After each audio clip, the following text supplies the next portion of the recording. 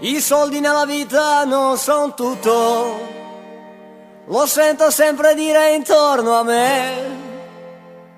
Non son proprio d'accordo in tutto quanto, per questo adesso vi racconto che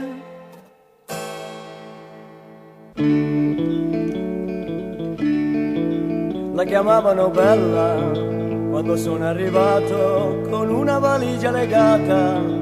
La chiamavano bella, l'ho soltanto guardata e un sorriso mi ha regalato. Sognavo già di uscire con lei tutte le sere, ma quando non si han soldi si fa finta di fischiare. E in quei momenti lì mi ripetevo che i soldi non sono tutto, c'è qualche cosa di più che vale assai di più, ma io non so cos'è. I soldi non sono tutto, c'è qualche cosa di più che vale assai di più, ma io non so cos'è. Nella vita di tutti ci sono giorni felici e ci sono momenti brutti. Può succedere a tutti di trovarsi ogni tanto con gli occhi bagnati di pianto.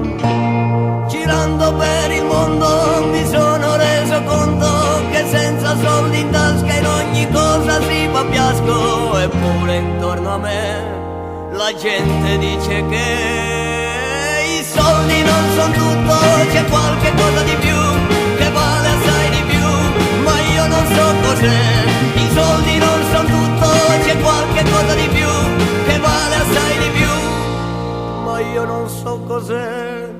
Mio papà mi diceva che ad avere denari siano tanti di quei pensieri, e parlando guardava dalla scarpa bucata il mio pollice che spuntava. Ma quando son cresciuto mi sono reso conto che con le tasche piene si ragiona assai più bene. E anch'io coi soldi in tasca direi a tutti che